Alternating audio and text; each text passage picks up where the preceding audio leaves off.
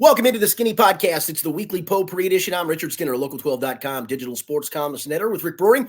As always, it's presented by Blake, the Attorney Mason. We'll talk about sports topics of local interest. We'll get a little gambling segment in there. And my favorite part of the podcast at the very end, where you can ask me a question on any topic. Hit the hashtag AskSkinnyAnything on the X-verse. Rick compiles them. You ask them, I answer them. I know we got a lot of mileage out of my Beth Mowins imitation from last week. I promise I won't bring that out again for a while. That's the comments are still coming in about that. We've had it twice now, and I have not heard the end of it. So shout out to Beth Mowins, our good friend of the podcast. Hope she's still checking in this week. But we are going to move on. We're going to talk some Bengals to start off this show after last week's 34-11 loss to the Steelers on Saturday. Skinny, the Bengals were never really in this one. They trailed 24-0 at halftime. Jake Browning threw 3 interceptions in the loss, and the Bengals are now at 8-7. On the outside looking in regarding the AFC playoff picture. So, Skinny, we'll start there. What are the Bengals' chances to make the playoffs at this point? They definitively have to win the next 2, the final 2, if you will. And I think that's going to be enough. If you really start to look at everybody else, they're going to kind of cannibalize each other. You know, Pittsburgh's got to go to Seattle this week. That's if you're being fair, that's probably a loss. That gives them 8 losses. The AFC South is going to cannibalize itself between Jacksonville, the Colts, and the Texans. And at least 2 of them are going to get to 8 losses. If not, one of those is going to get to 7, and you hold the tiebreaker over. I mean, you need Houston to lose one more, and you don't have to worry about the tiebreaker with them any longer.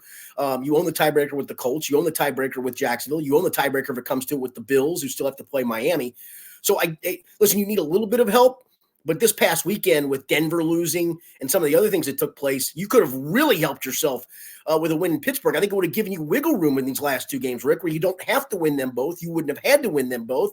And chances are you probably aren't going to win them both. So that Pittsburgh loss was devastating in a lot of ways. And especially the flaws that have been there most of the season got really exposed, especially on the defensive side of the football.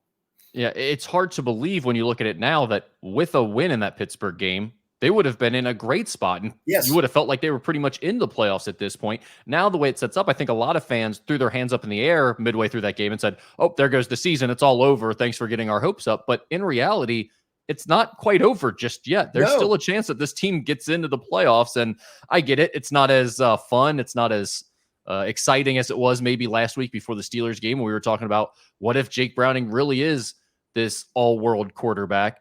And maybe that's where we start, Skinny. How much of Saturday was an opponent catching up to Jake Browning? How much of it was the coaching matchup? I heard a lot about, Zach Taylor going up against Mike Tomlin. And how much of it was the Bengals having too many key players out with injuries and it just finally caught up to them?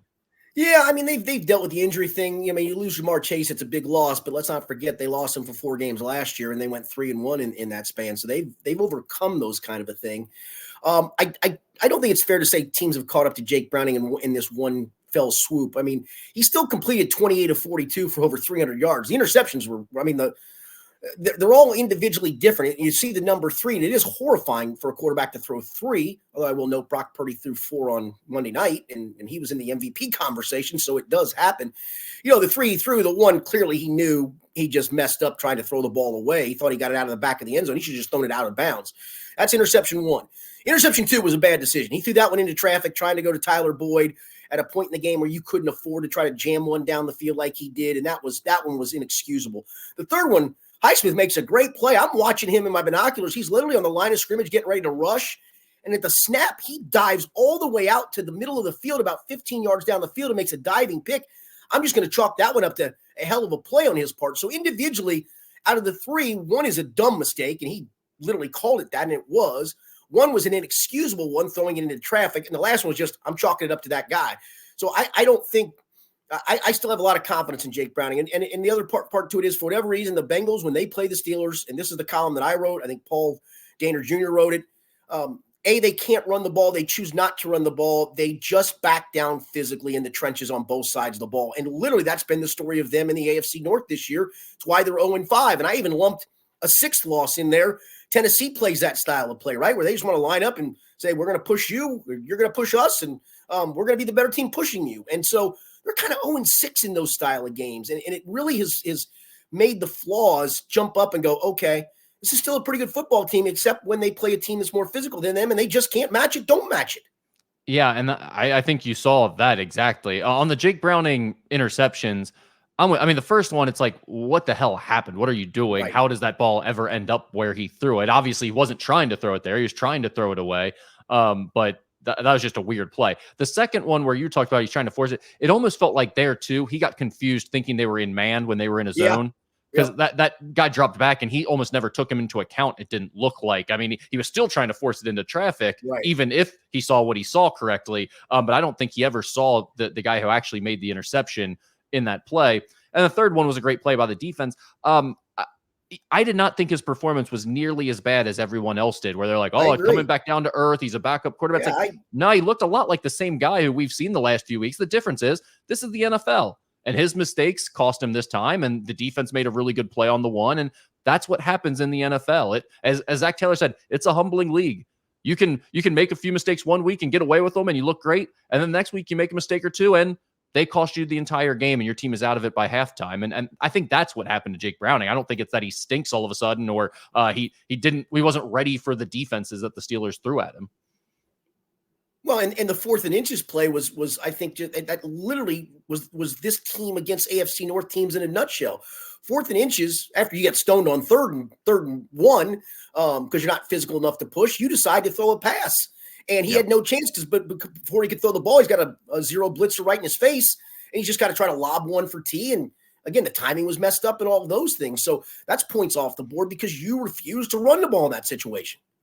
Yeah, it's weird, too, getting into the coaching conversation because it feels like every single week with every loss that happens with the Bengals, we have to relitigate whether or not Zach Taylor can coach. And it's just like, look at what this coaching staff has done the last few weeks with Joe Burrow down, the wins they've come up with, the offensive game plans that they've put together, all of these things that have been just outstanding. For one loss to happen and then everyone to freak out and start talking about Zach Taylor is overmatched and he can't coach is ridiculous. At the same time, I am interested in your opinion. When I see Mike Tomlin, I would put him maybe up at the top of the NFL coaching ranks right now. He's, I think, as good as there is in the entire league. I don't know exactly where Zach Taylor fits in that conversation. Did you feel like this was a thing where it's like, Zach Taylor has no chance against Mike Tomlin in an important game like that? Because that really hasn't been the narrative over the last years. That was gonna be my answer. I mean, it's not like every time they've met, Mike Tomlin has won these matchups and the Steelers have won these matchups. I mean, let's not forget Ryan Finley on a Monday night when Pittsburgh needed a win. Mike Tomlin couldn't outcoach that Bengals group. So for whatever reason this year, and I think you take the entirety of the AFC North into the picture. Listen, the Bengals have wanted to do this with finesse football, spread you out, throw it. They really aren't an AFC North style team, and that's fine. Listen, if you want to try to set yourself apart and be different, go for it. That's all well and good until it's not all well and good. And I think that's what's unfortunate for them this year. It has really shown its ugly head that they just aren't physical enough on both sides of the football when they play these AFC North teams. And it's really reared its ugly head in all of them, especially on the ground. The Bengals have averaged 72 yards per game on the ground against the North foes and Tennessee, if you lump them in. And the AFC North foes and Tennessee lumped in have averaged 163 yards and almost 5 yards a carry. You tell me where these games have been won or lost. Has it been coaching or has it been physicality? Yeah, I mean, that's pretty glaring right there. Speaking of that, I mean, you're talking about the physicality, Skinny, but the Bengals defense as a whole has given up more explosive plays than any team in the NFL. Some of that is certainly big chunk running plays. When we say explosive plays, we're talking 10 or more on the ground, 20 or more through the air. Part of that is the physicality in the run game, I think, for certain. But it's not just that, obviously, because a lot of this is passing yardage, too. What do you attribute that to, all the explosive plays that they've given up? Yeah, I'm going to try to write a piece about that today after we talk to Lou Anarumo and get a couple players in the locker. I'm going to write it tomorrow, but I'm going to gather information today. I think it's the marriage of lack of consistent pass rush with guys on the back end either being young and making young mistakes, or in the case of Chidobe Awuzie, unfortunately, it looks like losing a step because of that knee injury. And I don't think he's a bad player. I think that injury has compromised him. I think you saw that on Saturday. Guys just ran right by him in one-on-one matchups. And so if you're going to put him out there on one-on-ones, last year a healthy Chidobe Awuzie was winning almost every one of those one-on-one, or they weren't even looking his direction because he was winning those one-on-one matchups. So if the pass rush isn't getting home and you're not able to hold up in one-on-ones, it's a recipe for disaster. It's a recipe for what you're seeing, which is big chunk plays down the field. The first one to George Pickens was more simply Dak still taking a bad angle, but that's a young guy taking a bad angle as a safety, and off he goes to the races instead of him being tackled after a 12-yard gain. And so I think it's the combination of that. I mean, if you look at the pass rush, I mean, obviously Trey Hendrickson's having a banner year with 16 sacks, but after that, I think they've got, for defensive linemen, I'm doing this off the top because I just actually wrote the number down. I don't have the piece of paper in front of me. I think for defensive linemen, the rest of them combined have, I believe, 11 sacks, maybe something like that. Miles Murphy's third or fourth with 3 sacks, and he doesn't even feel like he's played hardly at all this year. So right. I think it's the lack of consistent pass rush mixed with on the back end where, listen, if you're rushing and the quarterback, like they did to Pickens, steps back, doesn't have to worry about holding it for 5 seconds, just see it says, oh, there's my one-on-one. Hello, I'm going to hit you, and don't have to worry about a pass rush. It's a recipe for disaster of big plays. Yeah, I think with this year, the turnover that they had, the injury to Awuzie, obviously you've had some other injuries now with Reeder and everything. I think it's kind of, you look at this, you chalk it up, you learn from it, and you try to improve whatever it is you can improve in the offseason. If it's a problem going forward next year, these chunk plays again, then you have to really start talking about, okay, what's the issue with this scheme or Lou Anarumo? Because he's been very good. And that's really carried this team the last few years, especially late in the season, is the defense and their ability to overcome giving up some yardage by being opportunistic and creating turnovers and all those things. If this continues into next year and they're still among the top of the league in terms of giving up explosive plays, something's got to change. I mean, you can't just go on and letting that continue to be a thing. I do think this year, as much as we wanted to say, losing 2 experienced safeties can't cause all this disruption in your defense. I think it honestly did have a lot to do with it. I think the communication is just different. I think your safety valves are just a little bit different in terms of those guys cleaning up some mistakes by the guys up front, maybe, and letting, instead of a 15 or 20 yard run, maybe sometimes those were only 6-yard runs. And so, someone was coming in to make a play from the backside because they took a better angle or what have you. So I'm willing to say it's mostly the turnover this year and some of the injuries that they've had, but it's definitely something that has to be cleaned up before next season. Yeah, I will say on the good news front, right before we started the podcast, we're doing it on a Wednesday morning for those who may be listening to it at a different time. Just a few minutes before the podcast, the Bengals did issue a release of announcing that Cam Taylor-Britt has been designated for return from IR, which means he's in a 21-day window to practice without counting against the roster. But it also means they could activate him at any time. And I guess the hope would be, and we'll find out when we talk to Zach this afternoon, is, if Cam Taylor-Britt's healthy enough to go this week, what role does that relegate Chidobe Awuzie to? Or what role does that relegate DJ Turner to? I mean, do they roll with DJ Turner and Cam? Cam, certainly, if he's healthy, is one of the corners. Or do you have to swallow hard and go, hey, we got 2 games to win and we love Cheeto, but it just, again, he's hampered and compromised and we just can't keep rolling him out there as much as we're rolling him out there. They had to do it by default because of Cam's injury. And it sucks because he was so great last season before getting hurt. And I get it. I mean, the human body can only do so much. Yeah. Who would you go with right now if it was your choice? Would you stick with DJ Turner or would you go with Cheeto? I would. And no, I'd maybe rotationally do them to give Cheeto some snaps, and maybe it's DJ on the first couple of downs. And, maybe if you decide you're going to play some zone, Cheeto's in there for some zone stuff. Give him some snaps. But I think I'm rolling with the more athletic guys at this moment. All right, the Bengals will take on the Chiefs this Sunday at 4:25. That game is at Arrowhead Stadium. Skinny, with this Chiefs team, they just don't look right, and I'm not sure exactly why that is. They still have Pat Mahomes. They still have Travis Kelce. They're still as dangerous as any team in the NFL, but they don't look like this unbeatable juggernaut that's been running the league the last few years. What's your take on this matchup here? Well, I would say this. If you're sitting there as a Chiefs fan or maybe even a neutral observer, you go, hey, you want your offense to get right? Face the Bengals defense at the moment. I mean, so I'm wondering if that's what their mindset would be. But, boy, did they not look a mess on Christmas Day.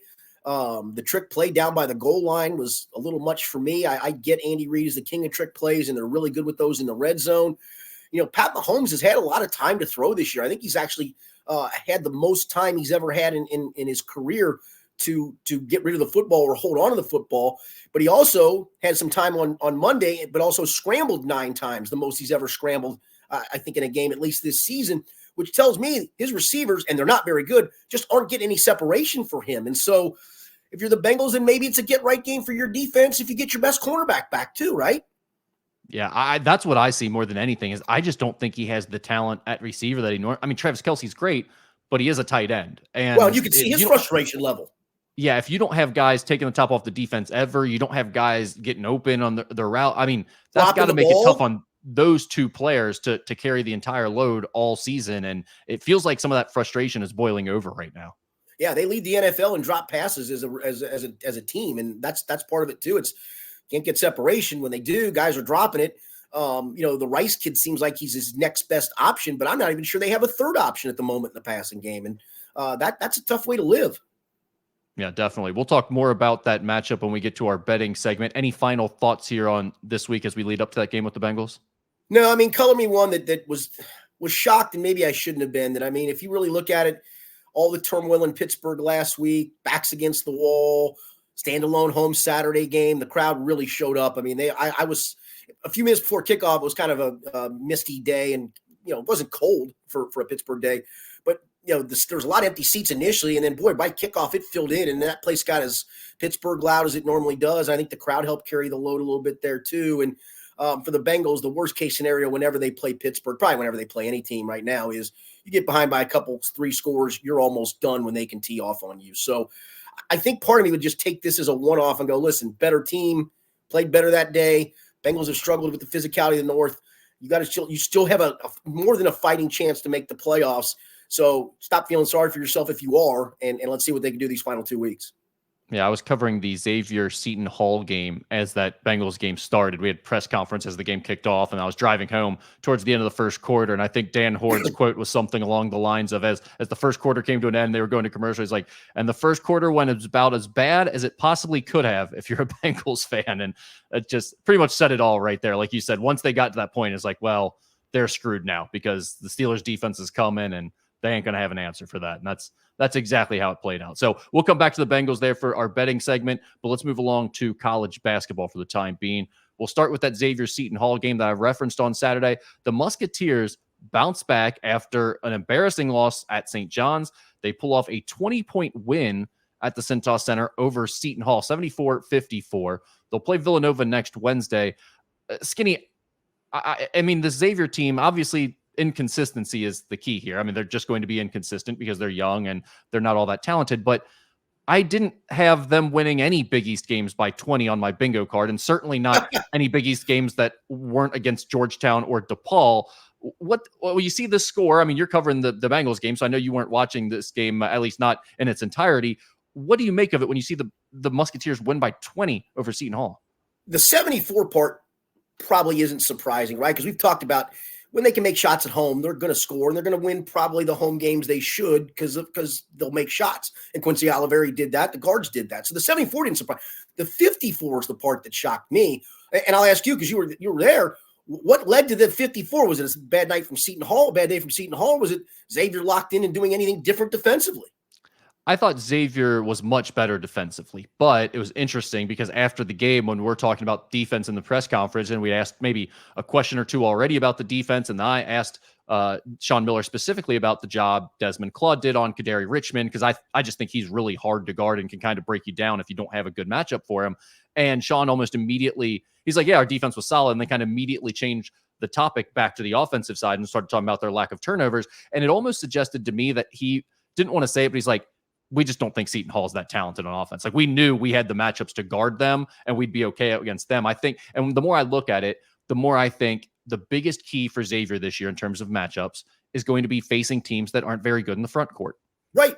Because that's what Seton Hall is. They wanted Abu Usman in the transfer portal for a reason. They lost out to Xavier for him. And the reason they wanted a guy like that is because he would have started for them. He's about as good as they have in their front court. And that's been Xavier's problem for most of this year, is their front court just isn't as talented as most of these other teams. Now, the bad news for Xavier is you ain't going to see a lot of teams like Seton Hall in the Big East in terms of front courts. Most of the front courts are going to be very good. So I'm not sure how that'll play out in terms of getting more matchups like that. But I do think that was a big part of this. I'd also say the inconsistency thing. I mean, you look at the games against Oakland and Delaware, those were defensive issues. I mean, they couldn't guard Trey Townsend. They couldn't guard Jalen Trent for Delaware. But against St. John's, they couldn't score at all against the matchup zone, and they only got a few shot attempts for Quincy Oliveri, period. So it's like, I don't think it's just one thing with this Xavier team that's been costing No. them in games. And I don't think it's just one thing to worry about going forward. It's going to be every night you're going to have to hope each part shows up and the matchup works out and they get some shots going. And the biggest thing on the offensive side is they've got to have Quincy Oliveri making some shots for them. And again, that's a big ask to do on road games, especially. He may do a handful, but to do that on the road, I think is tough. To do it at home on a consistent basis, yeah, you should expect that. Not every game, but more times than not. And that's why I think when push comes to shove, like we've talked about, this is probably just barely below 500 Big East record for Xavier when it all comes to fruition. Yeah, it very much feels like that. And it's funny, even, because I wanted to start going heavy down they're probably going to be okay at home, but not so much on the road narrative. But then you look back at their losses, it's like they lost 3 in a row at the Cintas Center, and 2 of those were bye games. So it's not even like they've just been great at the Cintas Center this year. I really think it's going to be a game-to-game thing with this team, and it's really going to be hard to expect any level of consistency out of them unless they turn a corner at some point. So We'll see about that. Cincinnati beat Stetson 83-75 on Friday. They'll host Evansville this coming Friday night. Skinny, I want to have a conversation about Dan Skillings with this UC team. I was going to bring him up if you didn't, so there we go. I mean, I keep talking about him, but at this point, to me, it's like it's got to be incredibly frustrating if you're a UC fan or on the coaching staff.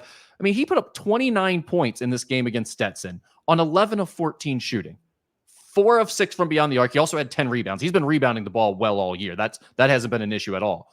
But I mean, so now you go back to the NKU game. He had 25 points in that game, 8 of 12 from the field, incredibly efficient. Also 9 rebounds, 29 against Stetson and 10 rebounds. You also go back to that Howard game. At Howard, he had 16 points and 6 rebounds, very efficient again. So, but here's the problem. Out of their 12 games, he's also failed to score in double figures in half of them. And in 5 of them, he had 2 or fewer field goals. What do you make out of Dan Skillings at this point? I'm going to give you the positive and the negative. The negative is going to probably outweigh the positive. The positive would be, okay, maybe he is going to start taking some steps towards being that guy and being the alpha that you were hoping he would be scoring-wise. Again, it's not very consistent, but maybe this was a huge step to pile up this kind of points. But for me, the negative is this. The 3 teams you mentioned, no knock to NKU, but NKU, Howard, and Stetson aren't exactly a who's who of college basketball. They're in, they're mid-majors for a reason. It almost feels like when he out-athletes you, and he does in those games, he's really good. And when the athleticism is as good or maybe better at the position he plays, he just is unable to score in the ways he wants to score. And I think that's the negative going into the Big 12, because you're going to see more of those guys who are like him or better than he's going to be better than. Yeah, and that's the big concern, I think, if you're a UC fan, because when he's scoring like that, all of a sudden they look really good. Yes. I mean, they have that go-to alpha score, and he looks capable of doing it. That's the thing that drives me crazy, I think, is that he's so efficient and he makes it look so easy against some of these mid-major teams, to where it's like, how can you not do 80% of this or 75% of this against a high major team? Because that would be enough. That is what this team is missing on the offensive end. But it's like, it's all or nothing with him right now. And UC can't afford that. They need him to have some level of consistency from a scoring perspective. Yeah, I was going to look up what he did against Dayton. I don't think it was much. We know it wasn't much against Xavier. So, again, it feels like in those upper echelon games that UC has played, there haven't been very many of them, he just isn't as good. But, again, the flip side would be, all right, maybe this was a light bulb moment. You know what? It's not going to be 29 against Iowa State or against Texas or against Oklahoma, but can it be high teens? Maybe that's where we are. Maybe this was the light bulb moment for him. I tend to just think it's when he's been better than those guys on the floor, he goes and gets his and is able to get his. Yeah, just looking at the Dayton and Xavier games, he had 2 points against Xavier on 1 for 7 shooting. He was 0 for 2 from beyond the arc in that game, had 6 rebounds. Against Dayton, he had 6 points. He was 3 for 8 from the field, didn't take any threes in that game, and he had 5 rebounds in that game. So, yeah, there's no doubt about it. The two losses that they've had were games where he was a complete zero on the offensive end, and they just can't afford that. I agree. All right, let's move on to Kentucky. They smacked Louisville 95-76. They'll host Illinois State this coming Friday night. The Louisville game, I mean, we talked about it last week, Skinny. We knew this was not going to be much of a game. We expected a blowout. Antonio Reeves goes for 30 in the game. I thought Trey Mitchell was fantastic. He had 18 points, 12 boards, 3 blocks, 2 steals. The one thing that just jumps off the page to me about this Kentucky team that isn't going away, and I thought, okay, this is nice, it's cute, it's going perfectly with the narrative Cal needs for this year early in the season. But now we're getting to the point where we're almost midway through the season and it's still a storyline, Skinny. They're tied for the third highest three-point shooting percentage in the entire country at 41.4%. And they're seventh in three-pointers made per game at 10.5. So it's not like they're just super selective and hardly shooting any of them, but Reed Shepherd's making a bunch. It's the Reeves is shooting a lot. Dillingham's shooting a decent amount. Shepherd's shooting a decent amount. And they're all shooting at a really high clip. This three-point shooting thing is a real difference maker for a team that's as athletic as Kentucky. Well, that's the thing. I mean, you got so many guys that can attack the rim too. So in that case, if you're attacking to a kick out open three, if you can shoot a little bit, and obviously these guys can, you are going to shoot a high percentage to pick your poison. And that's why I think they're up to, I'm putting you on the spot. I do this every week. I meant to write my Ken Palm numbers down. I think they're up to 13th or 14th in offense. Yeah, Kentucky right now is sitting at 13th in offensive efficiency, 47th in defensive efficiency. They're 19th overall in Ken Palm. Rick, I think they finished top 10 in offense when it all is said and done, especially now that they've got Bradshaw back to help some of those numbers too. I think they're elite offensively. And again, they're going to lose a weird game like they did to Wilmington, where it's a game they don't make shots, or they score 84 and the other team scores 88 because they still have defensive flaws, defensive issues. Now they've helped a little bit by getting a couple of the 7-footers back.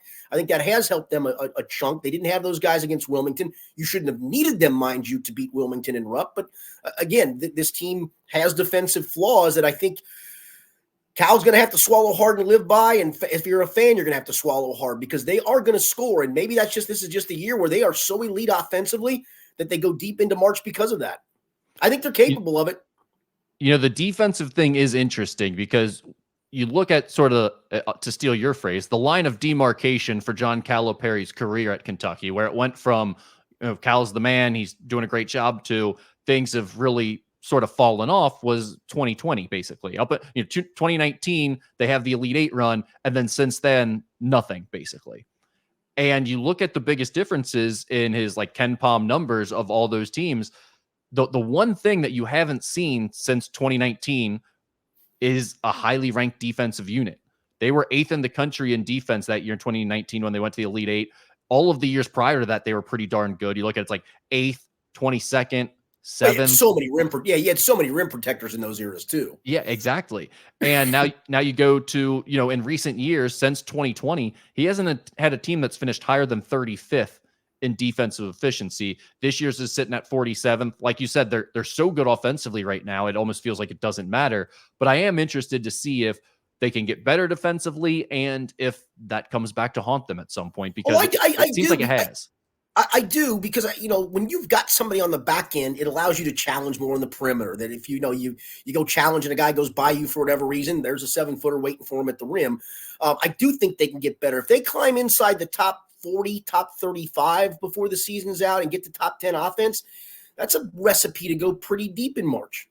Absolutely. And that's the thing that people, when they start looking at that number, they don't factor in that Ugana Onyenso, probably the best shot blocker on the team, hasn't been playing, just I'd love to see I'd love to see Rick. And again, I'm not asking to extrapolate at the moment. We can do this down the road. Just when those guys started to play and watch where that number started to creep, lower and lower and lower, if you will. Yeah, and you can do that on Bart Torvik and see how the defensive efficiency number has changed since those guys were added. But I mean, you had Aaron Bradshaw, you had Ugana Onyenso. I think also even Adut Thiero kind of shifting his role a little bit to more of a role guy off the bench, to where you're not asking him to play the whole game. You're not asking him to be a big part of the offense. It's just when you come off the bench, you are our defense, energy, rebounder guy. I think that's going to help them a little bit overall too on that end of the floor. So I do actually think the defense will get better. I know Cal likes to tighten the thing, but I mean, they're legitimately 9 deep. Legitimately.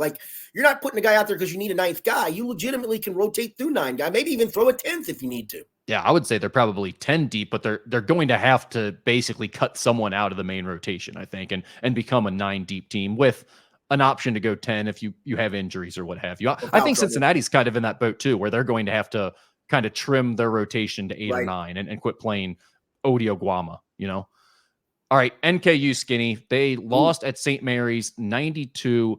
56. But that really wasn't even the story from this game. No, The big sadly, it's not. story is going to be the loss of Sam Vincent, who went down with a knee injury. It did not look good during that game. He never came back. He basically he was going to a jump stop and then just crumbled afterwards. He was on crutches after the game. So not a good sign for NKU. The one thing that's kind of hard to understand about this NKU team is they've played pretty good basketball, I think, throughout the non-conference schedule. But the losses that they've had, the St. Mary's game now, you go back to the UC game where they lost 90-66, and the opening game of the season at Middle Tennessee State where they lost 74-57 to a Middle Tennessee State team that we thought was going to be good. They were picked to be at the top of their conference, but they have not played very well to this point. It's kind of startling to see how bad some of those losses have gotten, considering the rest of the games NKU has looked pretty darn good. Yeah, and I just wonder if sometimes that snowballs, right, where you've given the max effort you can against the better team, and you look up at the board, and it's just going to keep getting worse and worse. And I trust me, I was just there last week as a coach, where you almost can't stop it, and teams are just better than you. St. Mary's was really playing good basketball. They were highly thought of coming into the year. They were ranked. Then they kind of fell by the wayside a little bit, but I think NKU caught them at the wrong time, to be quite frank, because they were really starting to play the basketball that everybody thought they were as a top 25 team.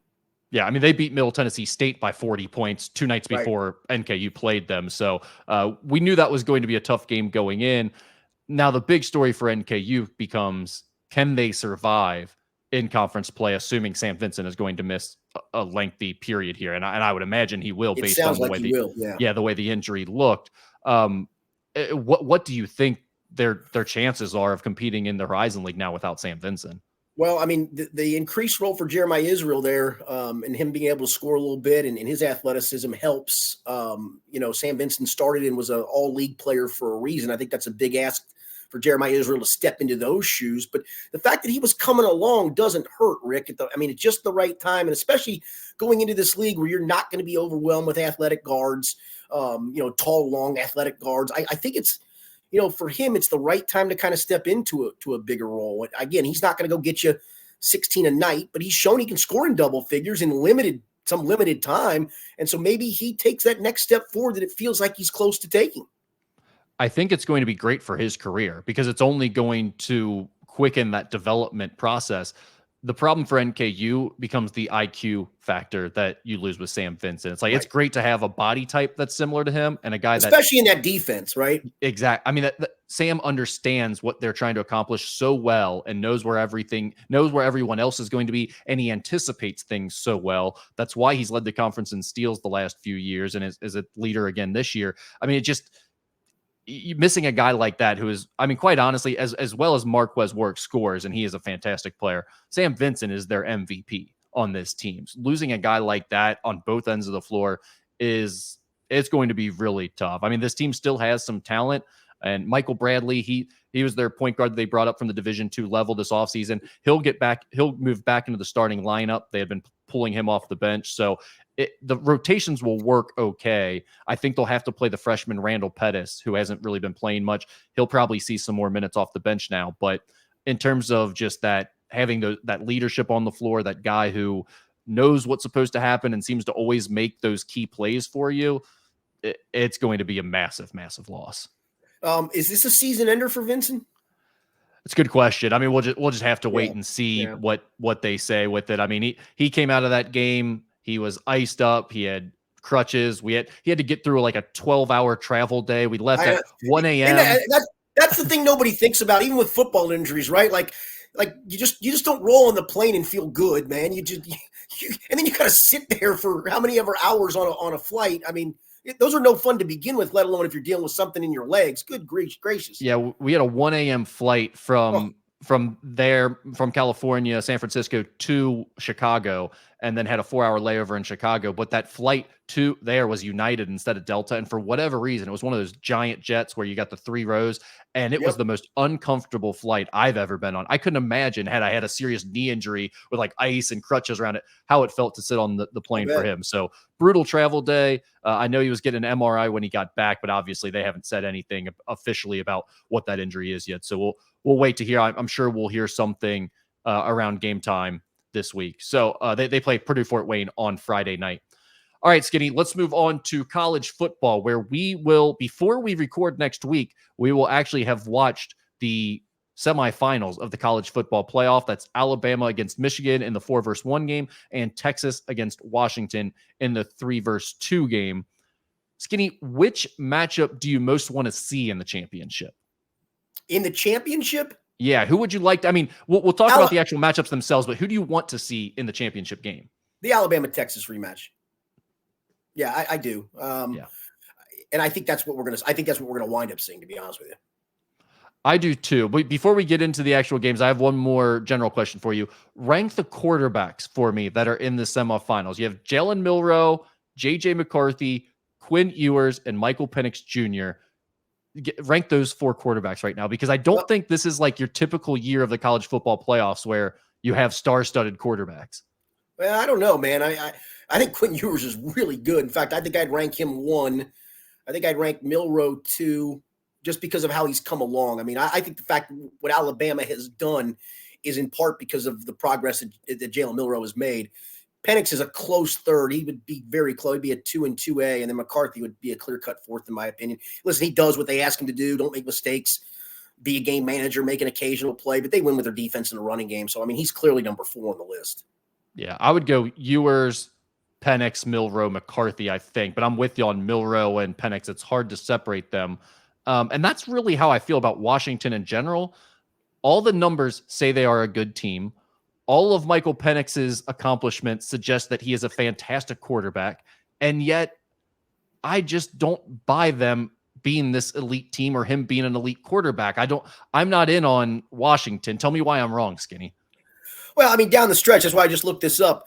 They beat Utah by 7. Utah is a nice team. They obviously had to overcome a ton of injuries, and that kind of derailed them a little bit. Beat Oregon State on the road by 2, beat Washington State at home by 3, and then beat Oregon by 3. Not going to apologize for winning those games, but obviously they've all been close games for a reason. They're not elite defensively. They did do, I mean, they put up some crazy numbers early in the year, and it felt like their offense kind of bogged down a little bit. Again, not completely where they're scoring in the teens, but not, dynamic. They did enough against Oregon with the 34 points, but it just feels like they've kind of gotten by. Again, you don't have to apologize for it, and I think they deserve to be in over Florida State based on the situations of the quarterbacks, no matter what anybody else thinks. So I think they deserve to be there, but yeah, I think Texas has a potential to blow them out.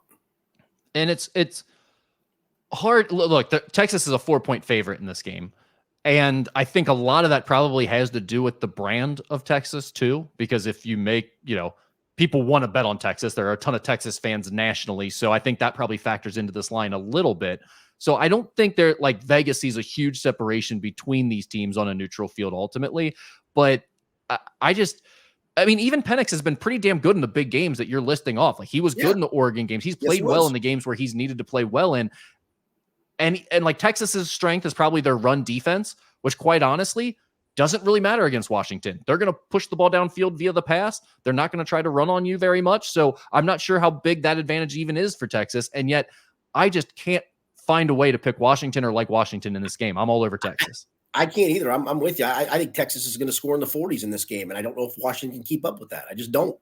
Yeah. Now, I do think it's going to be a fun game because I think both of these teams are going to take a lot of shots. It's going to be a big play type of game. It's not going to be a defensive struggle.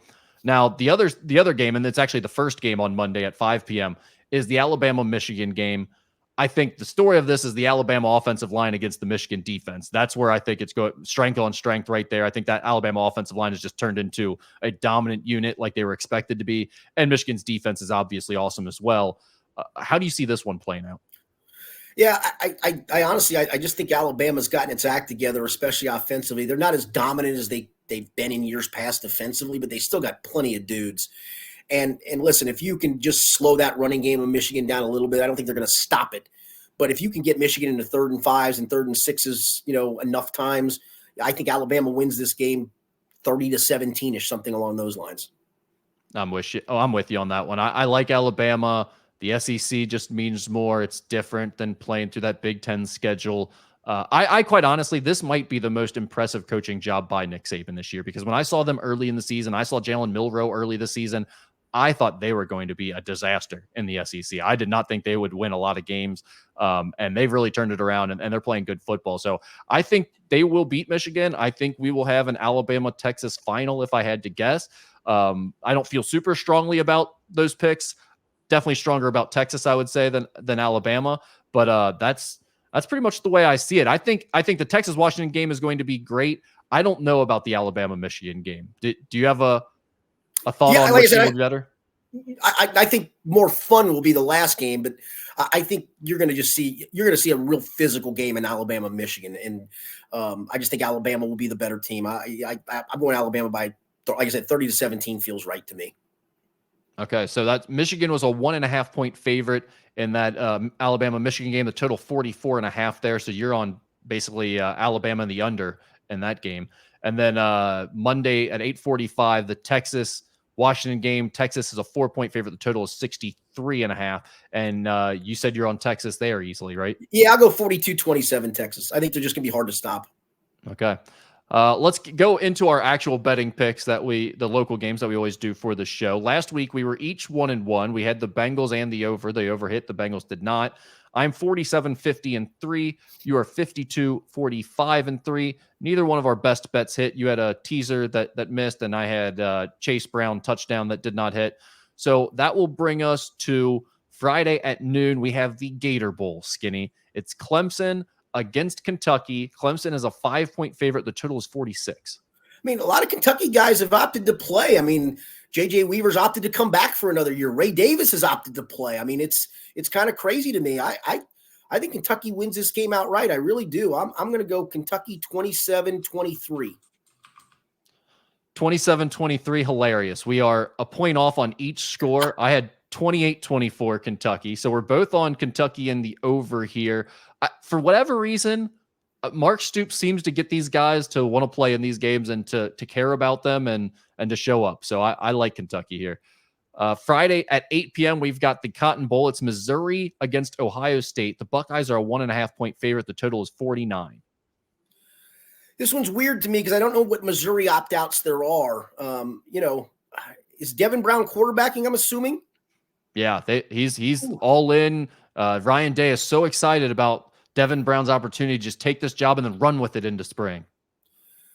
Yeah, it's hard for me to pick against Ohio State here, but I think the quarterback issue is real.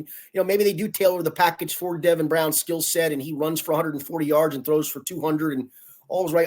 I'll go Ohio State. I just have a hard time picking Missouri. They had a great year, but again, I don't know. I honestly don't know the Missouri opt-outs. I'll go Ohio State 31-23. 31-23. So that would be Ohio State and the over there. The total is 49. Yeah, I mean, that's the thing about all these bowl games. If you're not in the college football playoff, the game just doesn't matter.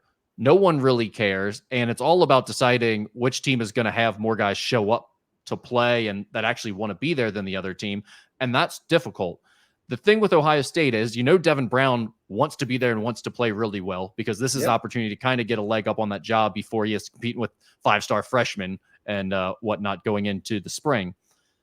I think, and Ryan Day has said no one has opted out yet. I mean, obviously they had a quarterback transfer to Syracuse already, but no one else has opted out yet. Marvin Harrison Jr. did not go through practice, but he was there and was on a bike working out. It seems like all these guys might actually play for Ohio State. And I mean, maybe Marvin Harrison Jr. will opt out the last second, but like Cade Stover was practicing. All these guys, for the most part, were out there. I think they're going to have everybody. I'm going Ohio State 24, Missouri 14. So Ohio State and the under for me. One thing to note here, I've been pushing Ohio State overs all year because I kept thinking the number was dipping. Their defense being so good. They're going to put up points. They went 3-9. Overs under. So 9 unders, 3 overs this year. They have been an under team all year long. I'm going to stick with that trend here. I'm going to take the under. Finally, we have Sunday, 4:25. It's the Bengals at the Chiefs. The Chiefs are a 7 point favorite. The total is 44. What do you think? Every time these teams play, it's a field goal difference. So I'm going to go with the field goal difference. I'll go Chiefs 23, Bengals 20. On a Harrison Butker field goal at the end. That's the way the balloon popped last season. That's the way the balloon pops this season, sadly. All right, so you are on the Bengals and the over there. Bengals to lose the game but cover the 7. I'm going to go Chiefs 28-17. I think last week again, I didn't think it was a terrible performance or anything, but I think last week did expose the Bengals, took a little wind out of their sails. It's kind of like they were floating there for a couple of weeks. Everything was going right. They could do no wrong, and it was all falling their way. I think they've come back to reality a little bit. So I'm roll with the Chiefs in the over. One thing of note, I mean, what a strange season, right? I mean, it's been a season of streaks. They lose 2 in a row. At one point, they win 4 in a row. At another point, they lose 3 in a row. Then they come back and win 3 in a row.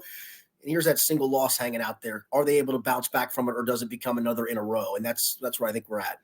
Yeah, it's been a roller coaster season for the fans. I mean, even starting with the Joe Burrow injury before the year even got going, it's been riding those waves the whole way. And we're not quite done yet, but I feel like we're going to stay on a downswing here. So, Skinny, what is your favorite bet of the week?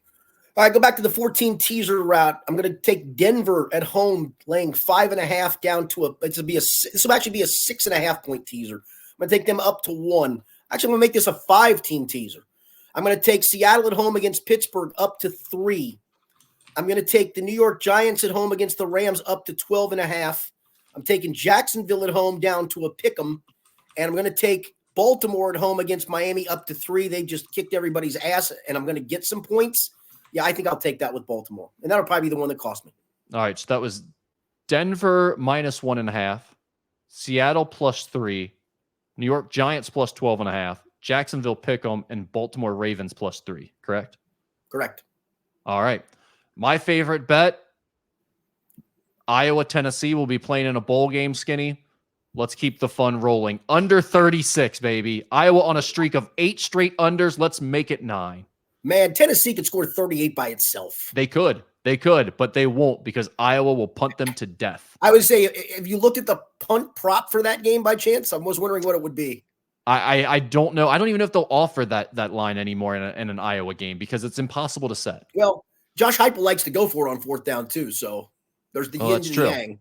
We'll see. Yeah, that we will see complete opposites in this game, but I'm going to ride with Iowa controlling the pace there. Fair enough. All right, let's get into some Ask Skinny Anything. Skinny, when will the Detroit Pistons win another game? I'm going to go November 23rd of 2024. They're going to go the whole rest of this season without winning a game. It's it is mind-boggling, is it not? How does this even happen? Like, it's the NBA. Happen? It's not, I mean, this is just, there's too much parity. There's too many guys taking nights off. There's too much make or miss equations to factor in here for you to be this bad this many nights in a row. Like, you have to be actively trying to lose. And you have a dude. And listen, I know NBA teams need to have more than a dude. Kate Cunningham had 37 points in the second half of their most recent loss, trying to carry the load, and that wasn't enough. It's a sad state of affairs right now. I really don't. When do you consider betting on them? Like, at some point they have to win, right? When do you get on that train? That's a great question. I don't know the answer. That's a terrific question. Honestly, do they get to double-digit wins this year? I don't think they do. To put a streak together like this, it's hard to imagine they could, but at some point you have to win like 3 in a row now, right? Do you? Not with that group. No. Horrifying. What do you think of Damar Hamlin being the favorite to win Comeback Player of the Year?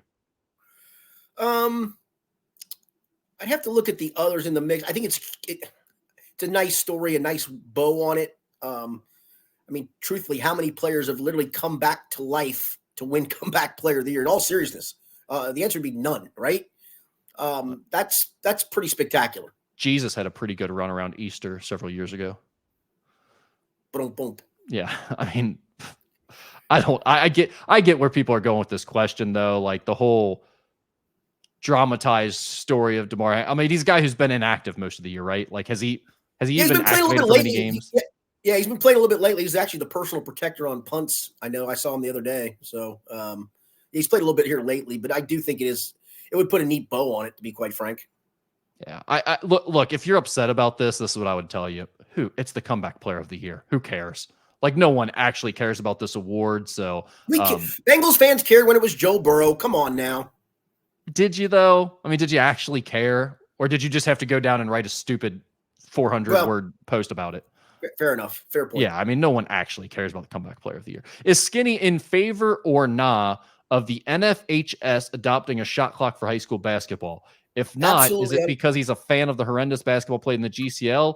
Or in Kentucky, is it the fear of moving closer to class basketball his reason not to be in favor? Yeah, I would hate this. I listen, I think part of the thing with the shot clock that I don't think people understand is I think even college teams struggle with this a little bit. I mean, you got to have somebody at the end of a shot clock have the playmaking ability to go get a shot. There's not enough high school players that have that one-on-one playmaking ability to do that. I also think, again, when you have obvious mismatches of enrollment. Trust me, I coach at one of the smallest schools in the state of Kentucky. I saw it last week. We played 6A Bryan Station. They were simply better. And I'm okay with it. Sometimes you got to compete against better and just see how you do. We didn't hold the ball. We lost 100-66. I mean, so we were trying to run up and down the floor with them, which was fine. But at the same time, yeah, I just don't. I think the other part to it is, are there really enough schools, especially in Kentucky, that have workers to add another worker to do the shot? You barely got enough people to work the clock and work the work the scorebook. That's the real issue that I don't think people take into account for. I know it sounds silly to be like, really, you can't pay someone $15 or whatever to get a student there. You can't. Trust me. I've been involved. I've seen athletic directors at the high school level. I covered it for, over a decade, and you covered it much longer than that. It is a constant issue to find people to work the clock, find people to work the chains for a football game, find people to work the lines for a volleyball game. All of these things are like, it's a constant fight with parents, volunteers, workers, what have you. So just finding someone to operate another piece of equipment and purchase the equipment for some of these schools would be overwhelming. And I think that's the real issue. The whole, you got to have guys to make plays. No, you don't, Skinny. You shoot before the shot clock ends. You run good offense. You don't hold the ball for 30 seconds on each possession. That's how you eliminate the end of the shot clock thing. If you're shooting at the end of the shot clock, it's because you ran shitty offense. I don't agree with that part of it. I mean, just because you run your offense doesn't mean you're getting a good look in 30 seconds. Well, then you didn't run good enough offense. I mean, that is truly to me, it teaches kids to make decisions, and that's what you should be doing at that level. All the coaches who hold the ball for a full possession, they're ruining players. Yeah, I completely disagree with that. Disagree with that. You have to make decisions and play fast to learn the game. Holding the ball, standing around, passing in four corners does not help you. I didn't say that. I mean, hell, we run 5 out and we're trying to attack the basket, but there's times we run it to where a 6 pass doesn't get us a good look, and that's probably the end of the 30-second shot clock. Right. And that team won on that possession. Then they got to stop. That's called a shot clock violation, there, Coach. I would tell you this. Then I think you will see class basketball in Kentucky if it comes to the shot clock. I really do. Well, I don't think that you're getting a shot clock either way, so I don't think it matters. No, I'm with you. Yeah, I'm with you on that. What's the most Skinny has ever won or lost on a bet? I did win 5 figures once on a pick 4 at Santa Anita, or actually at Hollywood Park. I take it back, at Hollywood Park. I won't go into how much of the 5 figures, but it was a 5-figure win on about a $50 bet. Yeah, what was the IRS asking these questions, or what's going on here? I know, yeah, exactly. Trust me, I paid my IRS on that because out of the 5 figures I got back, I got about 60% of it back. Yeah, that was your tax guy that was asking that question on Ask Skinny Anything. Exactly, yes. What's the best New Year's celebration you've ever been to? Skinny will end it on this one. That's a good one. I'll be celebrating New Year's this year, probably in a bar in Kansas City with a bunch of Bengals beat reporters, because they obviously play the Chiefs. And by the time we get done writing, it'll be about 10:30, 11 o'clock at night. And that's about the best we're going to do. That won't be terrible though. That'll actually be a fun night. Yeah. It won't be terrible. No, we usually spend it with another couple and their family. We have a dinner, and then the kids would go out, and it would just kind of be the 4 of us hanging around and on New Year's Eve. I kind of like the quiet. I was long past going out to crazy parties on New Year's when I was in my early 20s. At that point, it's like, yeah, listen, I don't need New Year's Eve just to drink. As anybody who knows me knows, that's probably not the case. So, I mean, yeah, I would say I don't really have one, to be honest with you. I don't. I'm going to go as far as to say as New Year's is by far the most overrated holiday. Maybe even the worst, because it's always like there's this idea that you have to be doing something on New Year's Eve, like there's a party or whatever. And it's like there's nothing to do. Everything sucks worse on New Year's Eve. It's like, if you want to go out somewhere, it's pay a fee to get in, and it's more crowded than usual. And they're not like, bars aren't normal. They have like crap on the TV and fancy drinks and stuff. It's like, you can't do anything the way you'd normally like to do it. And it's all more expensive and more crowded. The last few years, haven't they had the college football playoff semifinal games on New Year's Eve instead of New Year's Day? It seems like it. I know it Because hasn't been on New Year's Day. Yeah, it because seems like the last 2 years, I'm pretty sure, or at least 2 years ago for well, certain. last year we were celebrating New Year's watching the kid for Ohio State try to make the kick. Remember? Everybody was trying to flip back and forth. That was the key. That's right. So, yeah, I mean, I remember specifically we had gotten together with another couple, go over to their house and just watch the first game, leave maybe halftime of the second game and go back home. And it's like the perfect New Year's Eve night. But this year they moved it to New Year's Day. So I don't know what we're going to do. No, I'm with you on that. Yeah. All right. That's all I got, Skinny. All right, good stuff. Appreciate the questions as always. We will be back next week. Chris Rankle and I will be back this weekend with the Bengals recap podcast of the Bengals-Chiefs game. For Rick Broering, I'm Richard Skinner. Have a happy New Year, everyone. This has been the Skinny Podcast, presented by Blake the Attorney Maislin.